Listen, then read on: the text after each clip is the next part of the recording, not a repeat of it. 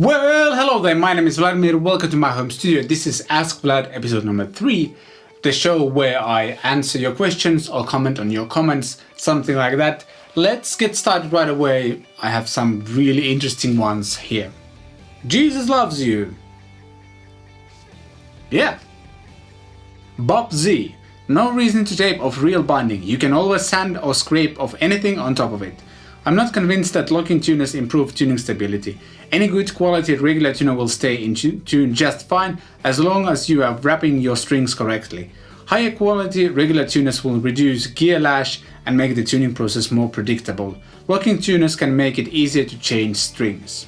Now Bob here actually has a great point. Locking tuners don't actually by themselves improve tuning stability that much, but they do make changing the strings easier because you don't have to wind several rounds around the peg, I think it's called. Instead of you can just kind of lock the string in, turn a little bit, just tune it and you're good to go. And depending on your skill of changing the strings, this might make your process a lot easier or it doesn't make a big difference. Both of my main guitars, the Tellys and the double cut, single cut, whatever you want to call it, that guitar basically, both of them don't have locking tuners, and especially the Tellys, it's just super stable. I rarely need to tune it during a gig, which is really nice. So yeah, actually for many years I did think that locking tuners would improve the tuning stability. Then I built my first guitar and understood how the whole thing works properly, and after that I just agree, Bob has a really good point. Jeremy Copads came for the review, stayed and came back a few more times for the awesome beginning song. Loved it. Jeremy's talking about the Harley Benton Fusion 2 demo and the song in the beginning of that video, and all I can say is thank you. Writing songs that not only make me excited but also get other people excited or move other people. It's really what I ultimately want to do. YouTube is a great way to connect with people, but creating music that has positive impact on others, something I really want to do, and I really appreciate comments like this. Thank you so much. By the way, if you want to see that video and hear that song, follow the link below in the description. DS says, Sweet Home Alabama was played on Strat. Thanks for this. This comment was on the Why I Love Telecasters video, and there I play this kind of Sweet Home Alabama-ish riff. And yeah, after reading this comment I actually did some research, and indeed it's played on a Strat.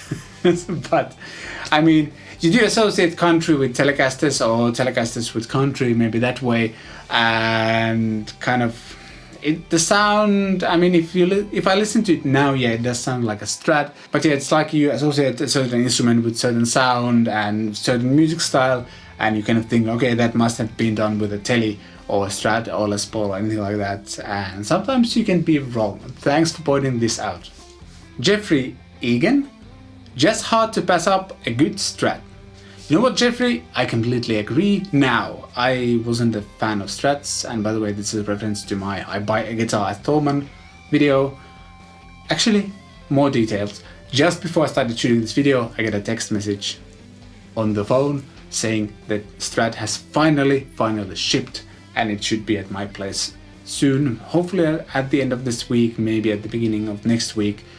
Don't know, but I'm really excited finally to get it. I'll probably do my initial reactions to it with my home setup, but I have something very special planned for that particular demo review, however you want to call it. So stay tuned. Something that I mentioned in the actual Thomann guitar buying video was that I usually cannot play Strats. I keep hitting the volume knob and just turning it down, but something about this Fender road-worn 50 Strat that I got, there was just something about how the neck and everything was shaped that I didn't hit the volume knob. I don't know what magic voodoo thing was happening, but that was one of the reasons I wanted to get it. I've always loved the Strat sound, I was just unable to play them, and this guitar was different, and I cannot wait to get it to my place. Dave's Music, Eat 'em and Smile. Dave's Music is referring to this.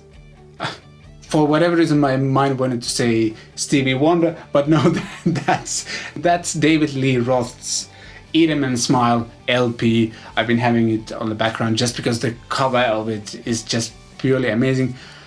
A confession, I think this is the best thing Steve Vai has done, like an album-wise. There's some songs from his solo material that I like a lot, like a few of the classics, but I'm not a huge fan of his instrumental music.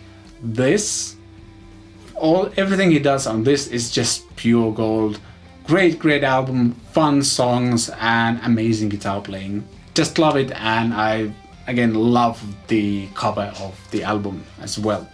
Chedakang Pao says, Tellys are awesome. People often say Leo got it right the first time, which isn't exactly true because there were a few iterations on the design, like switching from a pine neck with no truss rod to a maple neck with a truss rod. But eventually the Telly became the undeniable classic it is. Dave is so depressing because he knows stuff unlike me, and yeah, this is actually kind of interesting. I like the weird idea of having a pine neck? Pine neck with no truss rod. That does sound like a bad idea now because we know what the truss rod does, and that maple is more it's a harder wood, it's more stable, stuff like that. But yeah, Tellys are great, and it's kind of crazy that one of the first electric guitars ever is still one of the most popular electric guitars ever. That just tells you about the quality of the design they did initially, or Leo did initially. Me Forever says, I love my Katana, especially the sneaky amps. As a beginner, the lovely tones with low volumes on 0.5 watt setting makes you play more without worrying about annoying anyone else. Yep, I agree. I've had this thing at my place for a few weeks now, been recording with it a little bit, and it's a great amp for the money. Good sounds, good effects, it's damn loud if you need to. The line out on it is actually really good. This is like a third video I'm shooting today, and on the previous two videos I actually used the Katana alongside with the Rev Dynamis, and I mean they don't sound the same, but that thing sounds good. Like the line out with, I think it has like a 4x12 capsim going on or something like that. It sounds really good, and yeah, I really like it. And something that I mentioned in my Katana review was that I wish this kind of amp would have existed when I was starting out, because the crappy Laney whatever thing I played back in the day, it was awful.